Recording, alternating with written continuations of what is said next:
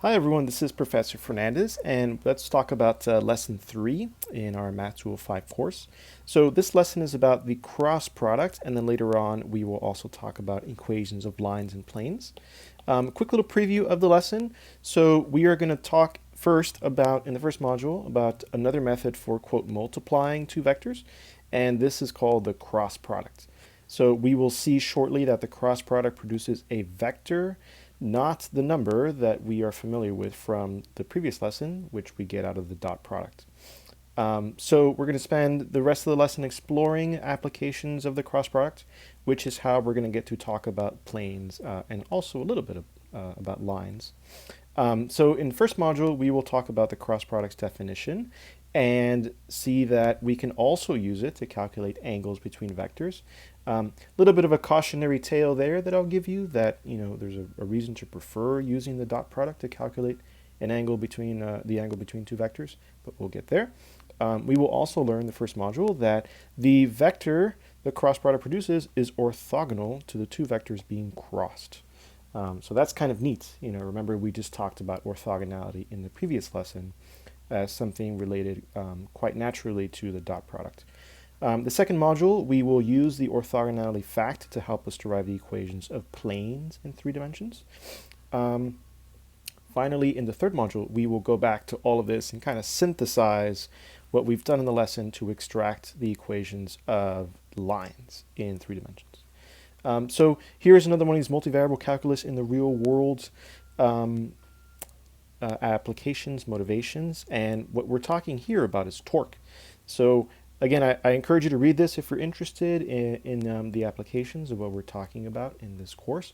Also, if you want some motivation for how or why do people care about cross products beyond planes and lines and all that. Anyway, torque in a nutshell is almost like rotational force. So if you read through this application, again, I try to make these as real world as relevant as possible. So it might seem boring, but this is a hinge and this is a door. And you might imagine this doorknob being right here, and the idea is if you push this way on the hinge, will the door rotate? Again, torque is sort of a measure of rotational force. And the idea that the result is, of course, not the door is not going to rotate if you push on the hinge. Certainly, if you push right on the knob, where most knobs are at the far end of the door, it'll rotate fairly easily. If you push in the middle, though, it'll still rotate. It'll just be a little harder to do that. And then certainly if you push this way, you won't get any rotation either. So the application is really about how do we quantify this distinction in how much, if at all, the door swings. Notice that in all 4 of these pictures, we are applying the same force vector in the sense of the magnitude. What we're changing is where we apply it in relation to the hinge and in what direction we apply it. So all of that has to do with the torque. And then certainly in the practice problems, there's more information about torque, where you'll learn that torque actually is expressible in terms of a cross product. So that's the motivation for the cross product section of this lesson. So let's go ahead and talk about that. First module, the cross product. Let's start off with the definition. Let me point out first of all that this definition is somewhat ugly. So I'll get to the ugly part in a second. But anyway, here are 2 vectors, u and v in R3. And we are going to define the cross product. Here's the new notation, u times v. We're going to call it u cross v is the vector, and here's the ugly part that I was mentioning. This seems like gibberish, and it does not seem at all like there's any rhyme or reason to this. So I'm going to very shortly give you another way to calculate the cross product and to think about why these particular components are the ones that are here. So we'll do that in a minute.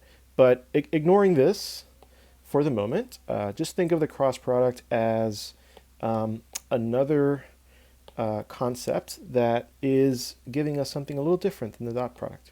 Notice that the cross product is a vector. So it is not a number like the dot product is, and that we talked about in the previous lesson. So at the very least, we know that in this case, we're, quote, multiplying 2 vectors and obtaining another vector. So this is going to have a totally different feel than the dot product where we obtained a number. So we're getting a vector, so great. Remember, vectors have magnitude and direction. So we want to figure out if we can say something about the magnitude or the direction of the cross product. On the following page, we will talk about the magnitude of the cross product. For now, let's say something about the direction. So it turns out, this is a theorem, you can prove this, that the vector u cross v is orthogonal to both u and v. So what does that mean? Perpendicular. Remember, we talked about orthogonality in the previous lesson. How would you show this? Well, you could take u and you could dot it with u cross v. I'm only going to start writing the beginning of this because if you're very interested in doing this, you can certainly find the proof or do it yourself, but it's not too much is gained by us doing this calculation in this video. But you would insert here this entire vector, and then you would use the definition of the dot product that we talked about in the previous lesson. So it would be u1 times this first component plus u2 times the second plus u3 times the third. And you do a lot of algebra, you get 0. And like we talked about in the previous lesson, when the dot product of two vectors is 0, that tells you that the two vectors are orthogonal. So you could do a very similar calculation with v, and you would find the same result, that v and u cross v have a 0 dot product. So that explains, getting rid of all this clutter, the first part of the theorem. So we're getting a sense, as I said, we're getting to know the cross product. This is the new concept on the block, if you will. And we now know that it's a vector, and we have some information about its orientation, about its direction. It's orthogonal to both u and v. Here's a little bit more information. Furthermore, u cross v points in the direction given by the right-hand rule. So that's also useful. So I want to talk about the right-hand rule for a second. Okay, so here we are in R3. Here's my x, y, and z axis. Suppose that I pick really simple vectors. Here's I hat. Here's j hat that we talked about last time. I hat cross j hat, I'm told by the first part of this theorem, is orthogonal to both u and v. So I know that the result of this is perpendicular to I and perpendicular to j. So that gives you a lot of clues as to in which direction this points, probably in the direction of the z-axis. And it turns out that I hat cross j hat is k hat. So this ends up being one of the easiest cross products to calculate, and I'll show you in a minute again how to calculate that. Again, we could always go back to this definition, kind of clunky. I wouldn't do it that way. So give me a minute or so, I'll teach you an easier way. But the point is that we now have some sense of, cross products that we already know. From here, you could probably guess some other cross products, but let me first go back to this right-hand rule thing. So I hat is the first vector in this u cross v calculation, and that points in that direction.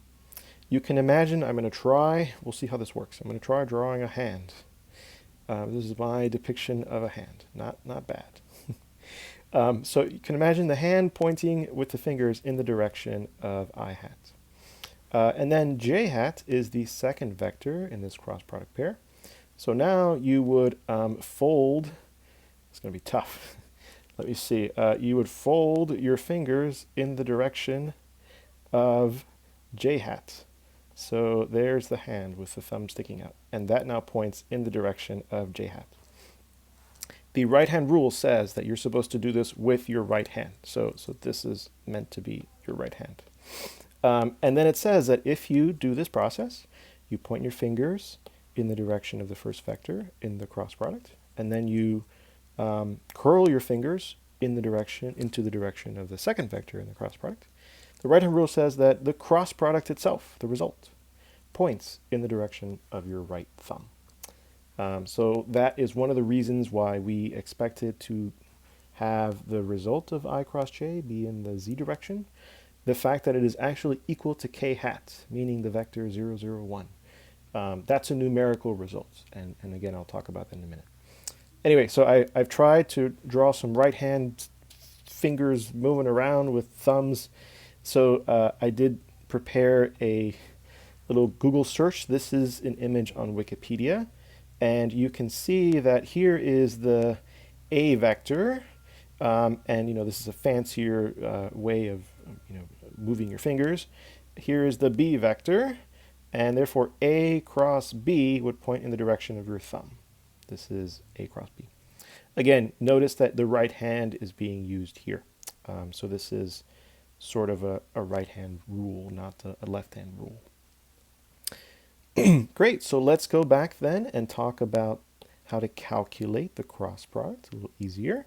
And we will verify this I cross J as an example. To calculate the cross product, certainly you could use a definition that is up there with this very, very clunky result of U cross V, but I'm going to show you something faster. It does require talking about matrices, so let me just do that really quickly. So let's talk about matrices. So here is a matrix, 1, 2, 3, 4. Why do we call this a matrix? Well, it's just an array of numbers, and these numbers are arranged in sort of a grid. So we call these the rows of the matrix, and we call these the columns of the matrix. So we can talk about where these numbers are in relation to what row and what column they are in. So this is the element in the first row, first column. So first row, first column. This would be the element in the first row, second column. So now we're seeing that the subscripts tell us, the first one tells us what row it's in, the second one tells us what column it's in. And then over here we have second row, first column, second row, second column. So that's how we would talk about a general matrix with 2 rows and 2 columns. So we would say that this matrix has size 2 by 2. And in math, you run out of symbols eventually, so we've been using this symbol already to mean the cross product of 2 vectors. The context matters. You might also read this and think 2 times 2, which is 4, right? But we're not using that symbol in that way in this instance. We're using it to mean this particular matrix has a size that is characterized by 2 rows and 2 columns. So, okay, so that's a very, very quick introduction to 2 by 2 matrices, which is almost all that we would need. So let's talk about 3 by 3 matrices. So 1, 2, 3, 4, 5, 6, 7, 8, 9. Here is a size 3 by 3 matrix. Why? Because there are 3 rows, 1, 2, 3, and there are 3 columns, 1, 2, 3. Great. And then if I asked, just to test some of these things, if I asked for, actually let me get rid of all these lines so we can see them. If I asked for the element A23, what would I be asking for? I'll give you 5 seconds to think. Okay, less than 5. I'd be asking for the element in the second row, third column. So I would go to the second row, which is here, and I would go to the third column, which is here, and there we go. That element is 6. So that's how you pick out elements of the matrix, entries of the matrix. Great. So what am I going to do with matrices, and how does this connect with the cross products? Well, so here is the answer. So it turns out that the cross product of U and V can be calculated as what's called the determinant of a 3 by 3 matrix. So here's I hat, here's J hat, here's K hat. And then here's U1, U2, U3, and V1, V2, V3. Great, so you now have some sense of what is in here. This is a 3 by 3 matrix, but we have yet to talk about, that's the next step, what these vertical bars are. Again, you might think this is absolute value, but it's not absolute value because we take absolute values of numbers, and this is a matrix. So similar issue here, same symbol, different meaning. So let's talk about the meaning. So we're going to go back over here and see if I can erase these things and talk about determinants of matrices. So here I have on the left my 2 by 2 matrix. Now let me talk about the determinant of this 2 by 2 matrix. The determinant of a 2 by 2 matrix is something that's easy to calculate. What you do is you multiply what's called the diagonal. This is the diagonal. All of the entries that have the same row, same column value. Remember, this is A11, first row, first column. A22, second row, second column, right? 1, 1, 2, 2, same values. So now in the determinant, the first thing we do is we multiply the numbers in the diagonal. And then we subtract, multiplying the numbers in the off diagonal. The off diagonal is the other diagonal in the 2 by 2 matrix. This is 2 times 3. So what do we get? Here we get 4 minus 6 equals negative 2. So we would say that the determinant of the matrix 1, 2, 3, 4 is negative 2. You might be wondering, this seems really strange, and it's coming out of nowhere, and how does this have to do with anything? Part of the reason is that my goal here, as with many textbooks when we talk about the cross product, is to give you an easier way to calculate the cross product than to just memorize this, which is not easy to memorize.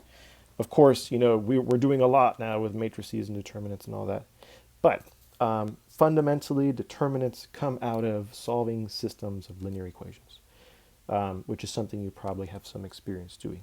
So there are all sorts of reasons to learn facts and techniques and concepts related to determinants, whereas there's almost no reason to memorize this formula other than to just be able to calculate the cross product.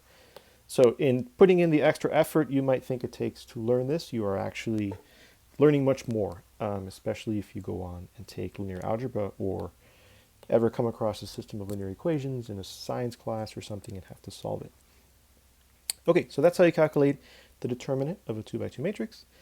The determinant of a 3 by 3 matrix requires a little bit of a different process, but long story short, it reduces to the sum of multiples of determinants of 2 by 2 matrices.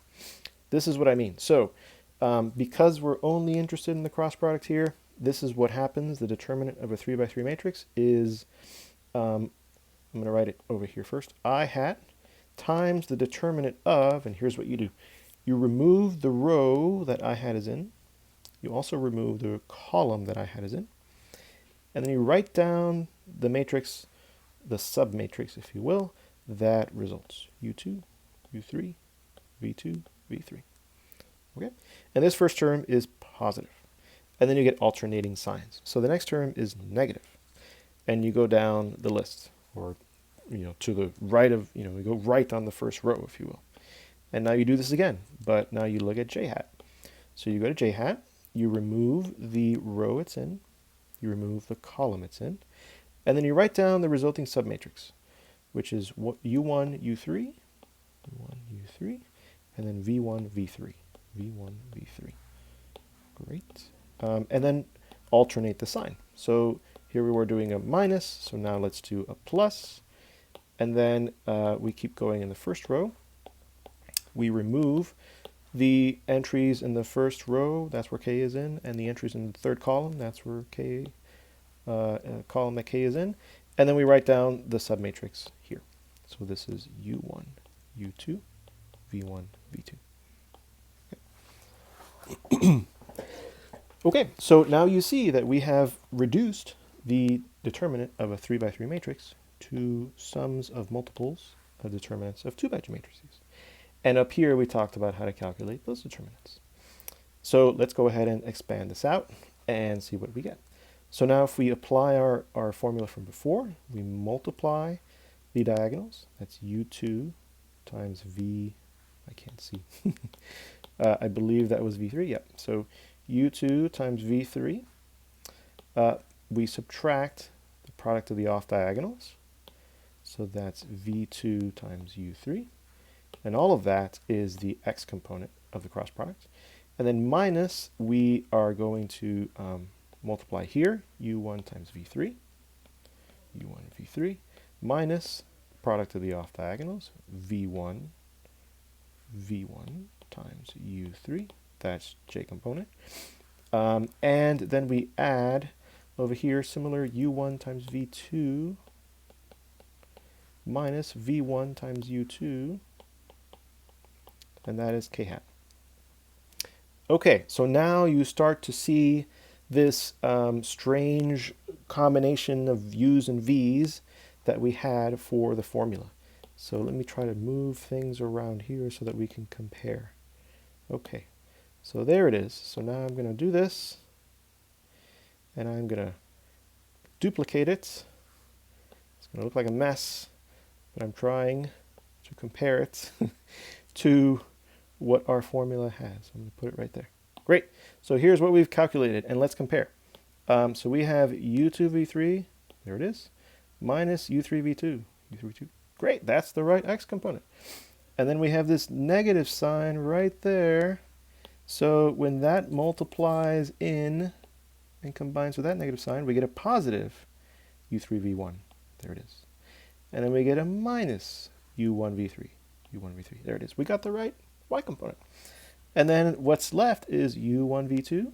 There it is. Minus v1u2. There it is.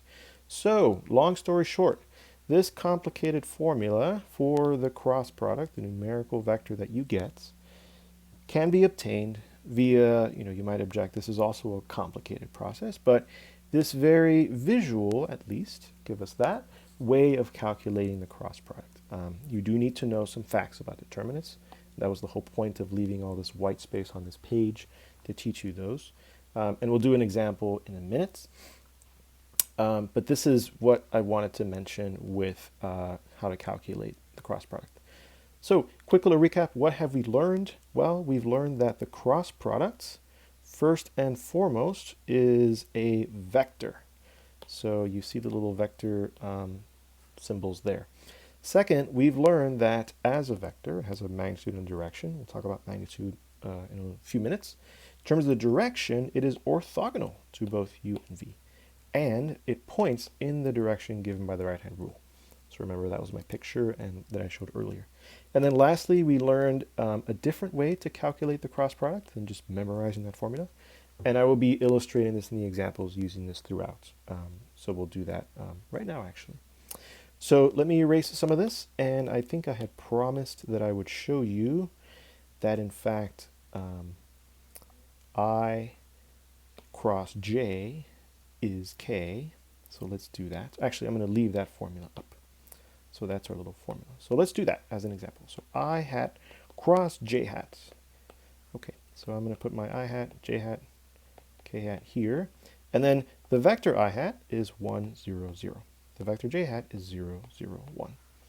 So if I follow what I had done before, this is the determinant of the matrix obtained by removing all entries in the same row and column as I hat. So that's 0, 0, 0, 1. And then alternate the sign. Determinant of the matrix obtained by removing all the entries in the j hats place. So I get 1, 0, 0, 1. And then I alternate the sign, and then k hat. Determinant of all the entries obtained by removing everything that's in the k row and column. So that gives me 1, 0, 0, 0. And then now we calculate as 2 by 2 determinants. So what do we get? We get 0 times 1, that's 0. Minus 0 times 0, that's 0. Okay. Minus, here we get 1 times 1. So that's 1. Let's see, maybe I made an error somewhere. We'll see. We might have to go back and change some things. Plus 1 times 0, that's 0. Minus 0 times 0, that's 0. Oops, k hat. Okay, so I believe I have made an error. So let's see if we can try to find it somewhere. Let's see.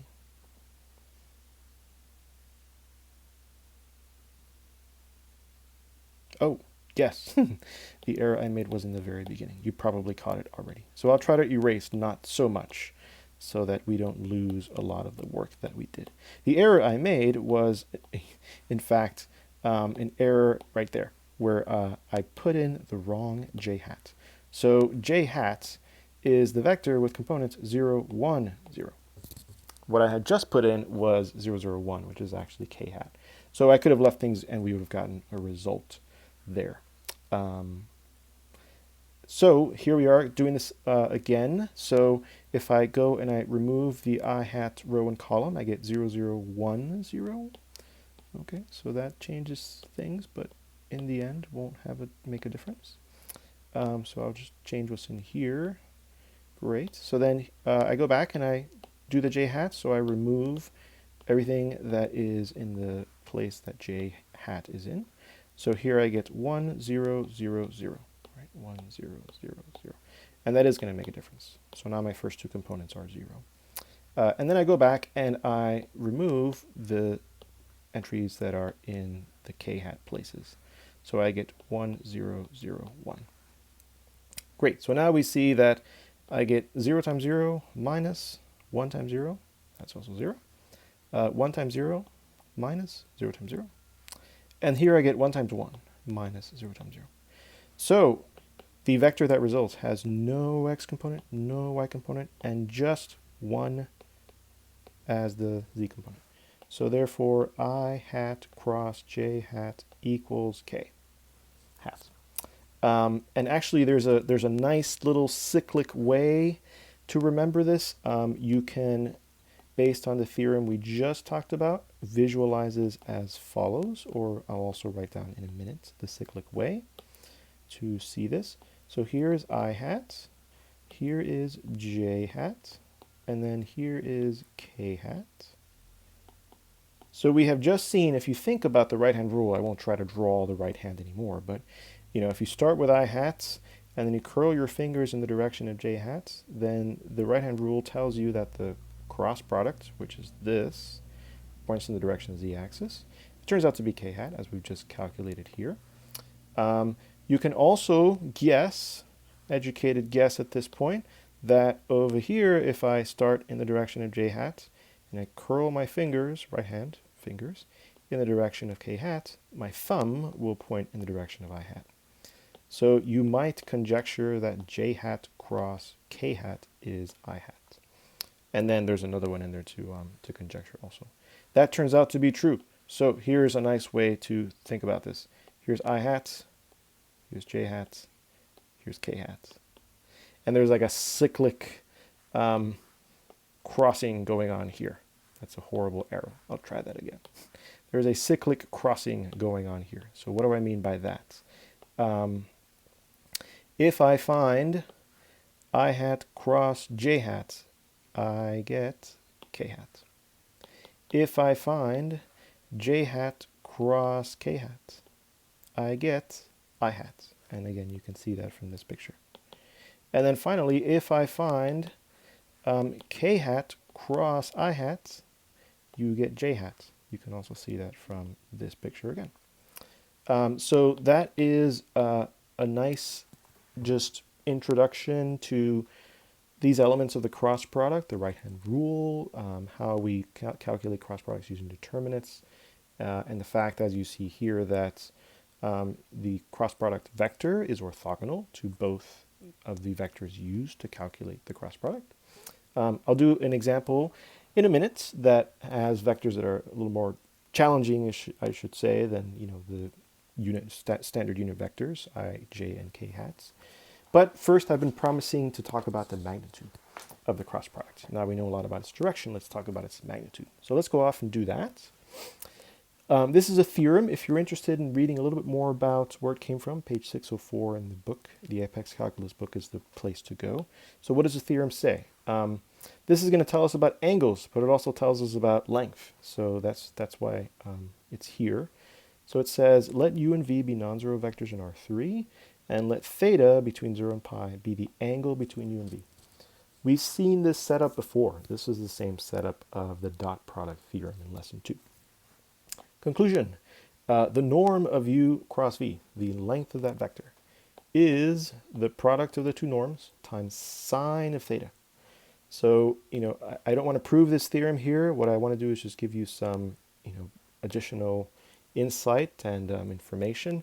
So recall from lesson 2 that the dot product u dot v was norm of u times norm of v times cosine of theta. And that is, compare, similar to what is going on here. U cross v, norm is u norm times v norm times sine of theta. Okay? So there's a lot of similarities here, and you might feel like you can get one from the other because they look so similar. And that's, in fact, one of the ways that you prove this, by using this result, and I won't spoil it for you, but doing some manipulations to get you to here. So let's talk about, what insights we gain from this. Well, so the first thing that we get is that we are thinking more about angles. So this is one aspect that this theorem provides us with, and we already know a little bit about angles between vectors by having studied the dot product in the previous lesson. But one thing that this dot product, this cross product formula tells us is that we want to be a little bit careful because of the sine theta. So the sine theta here is the sine of the angle between u and v. But let's review some of the trigonometry that's important here for a second. So remember, if you think about the unit circle, sine and cosine are tied to the unit circle, and specifically the x and y values. So if I think about a point on the unit circle and I draw a radius and I look at this angle theta, then the x coordinates, let's say it's the unit circle, the x coordinate is cosine theta. And this is the x coordinate. And the y coordinate is sine theta. Why does this matter? This matters because it tells us that, if I take a vector u and here's a vector v, and the angle between them is acute, it's less than 90 degrees, cosine of theta is positive, right? It's over here in the right half plane. However, if I take a vector u and I take a vector v and the angle between them is obtuse, it's greater than 90 degrees, less than 180 degrees, cosine of theta is negative. Why? Because if I go back to my picture over here, here's the new angle, theta, and this x-coordinate over here is negative. Why does this matter? This matters because we now, by virtue of this theorem, have two ways to calculate the angle between vectors. We can use the dot product, or we can now use the cross product. However, I would recommend sticking with the dot product. Why? Because in the dot product, the cosine of the angle, when you actually calculate u dot v divided by the product of these norms, if you get a positive number, you know that the vector's angle is less than 90 degrees. If you get a negative number, you know that the angle is greater than 90 degrees. That's not true when you look at sine theta. And you can see it on this image that I've drawn here on the left. In both of these cases, in the case where theta is greater than 90 degrees, and in the case where theta is less than 90 degrees, right? Less than 90, greater than 90, the y values, both of these y values are positive. So sine of theta is positive. So, we'll see this in a minute in the example I'll do. If you use the cross product to calculate an angle, you want to add the extra check of trying to visualize u and v or doing something else to convince you of whether the angle you found really is the angle between the two vectors. So for all those reasons, I recommend finding angles between two vectors using the dot product and not the cross product. Okay, so that's pretty much all I want to say about this theorem. What I want to do now is actually do an example to illustrate many of these things. Oh, sorry, I lied. I do want to say one more thing about this theorem because it does give us information about parallel vectors. So here's a corollary of this theorem. The corollary is that two vectors are, let's say two vectors u and v are parallel, and I'll say or anti-parallel, and I'll tell you what that means in a minute. If and only if, basically it's equivalent to saying the cross product is 0. Okay, so we had in lesson 2 this notion that two vectors were orthogonal, perpendicular, if the dot product was 0. Now this is kind of like the complement of that result. Two vectors are parallel or anti-parallel, I'll tell you in a minute, if and only if the cross product is 0. Okay. So why is this true? Well, we have just seen that the norm of the cross product involves a sine of theta, and that's really the crux of the matter. So this fact and this fact follows from basically thinking more about this, the fact that parallel vectors are parallel if and only if theta equals 0, right? Here's a vector u, and here's a vector v. They're parallel. They have the same slope if we're thinking about it that way, or they point in the same direction, or if I move this one and I put it on top, it's in the same line. That's pretty good. I drew them more or less in the same direction. Great. Anyway, so the angle between the two vectors, right? If I do that again, see the angle between these two vectors is 0. So that's what it means for vectors to be parallel. So anti-parallel vectors are vectors that point along the same that lie on the same line but point in opposite directions. So instead of drawing u that way, I'm going to try to try to do it again.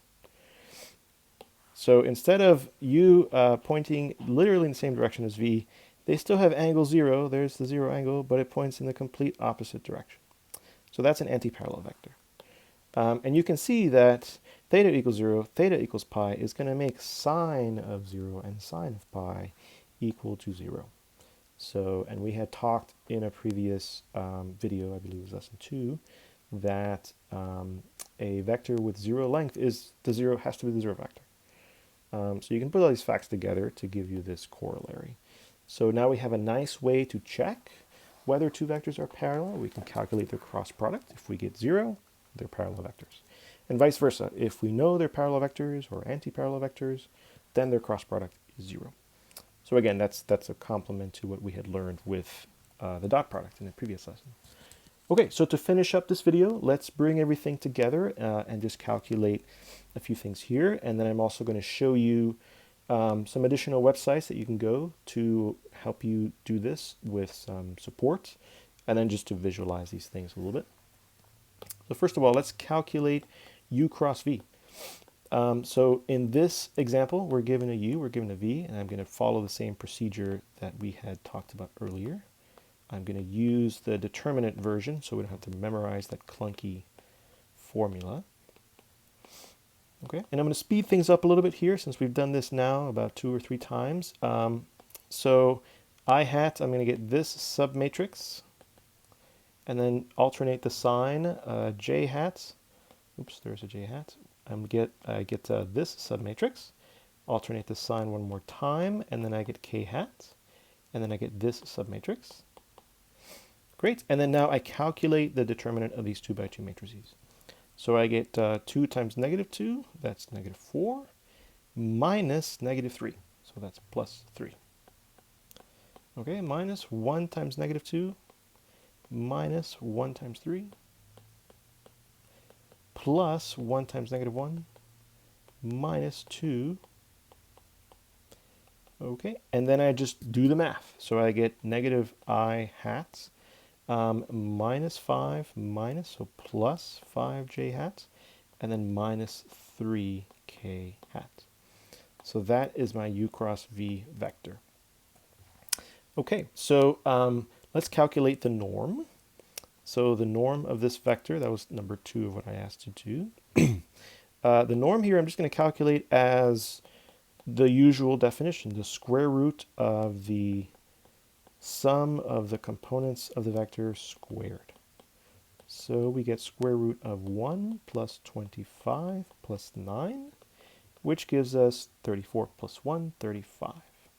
So that is our norm. And then number 3, find the angle. So this is where I'm actually going to not do what I was talking about. In other words, I'm going to use the sine theta way to find the angle because I want to illustrate exactly the pitfall that I had mentioned earlier. So anyway, I'm going to use the previous theorem so that we can talk about that pitfall and really understand it. So I have the norm of u cross v. I need to find the norm of u and the norm of v. So let's go off and do that here. So u was 1, 2, 3. So its norm is 1 squared plus 2 squared plus 3 squared, which is 1 plus 4 plus 9. So that is 14. Great. And then norm of v, that was 1, -1, -2. The negatives don't matter because remember the components get squared in the norm. So it's basically 1 plus 1 plus 4. So 1 plus 1 plus 4 gives us a square root of 6. Okay, so I have the two numbers that I need to go here. So that's square root of 14 times square root of 6. There are all sorts of simplifications I could try to do here, but I won't do that. And then I divide. And I try now to find theta as the arc sine of this. So this is an exact number, but this time I am going to approximate it, not like in the previous video. And here is what happens. So I'll show you this in a minute, but this is either 40.2 degrees or 139.8 degrees. Right? The point is that it's exactly what we were talking about in the unit circle, right? Here's the unit circle. And 40 degrees in, of an angle is a little less than 45 degrees. So here's, about 40 degrees. But then there's the complementary angle, which is this one. And that's 139.8 degrees. And this is 40.2 over here. They add up to 180. And the point is that, if you're looking at the unit circle and you find sine of 40, you are calculating the y value of this bit of the triangle.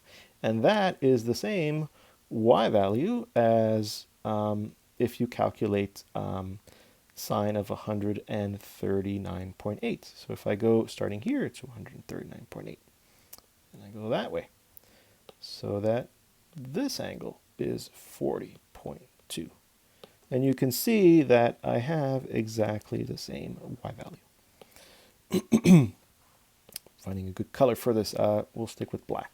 So this y value is the same at 40 degrees from the x-axis, about, or at 139-ish degrees from the y-axis.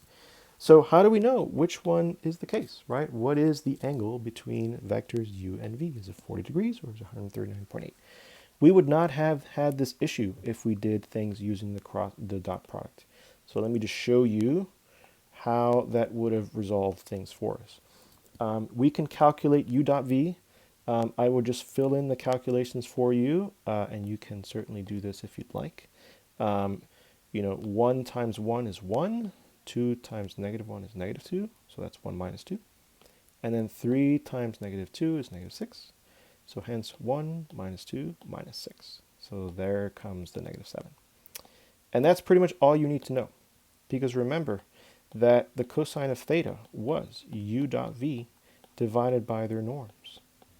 So the sine, SIGN, of cosine theta, because the norms are never negative, they're lengths, is always going to be determined by the sine, SIGN, of u dot v.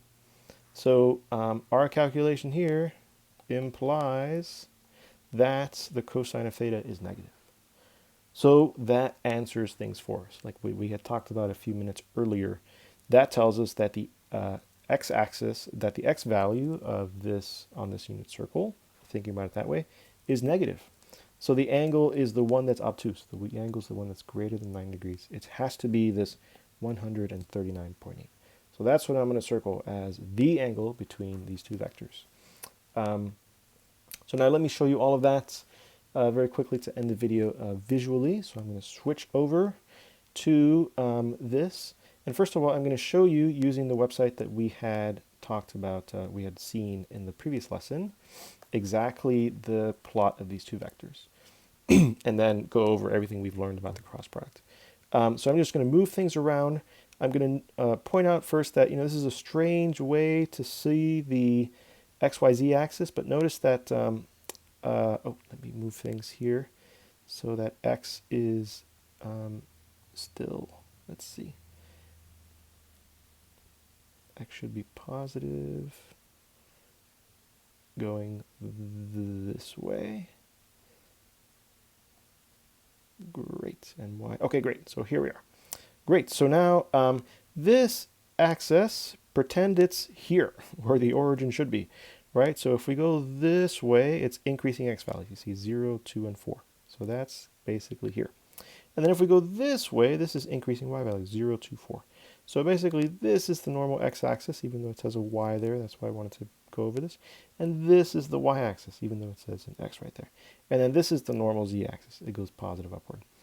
Okay, that being said, so over here, I put in our first vector, and then I put in our second vector. This was our u, this is our v.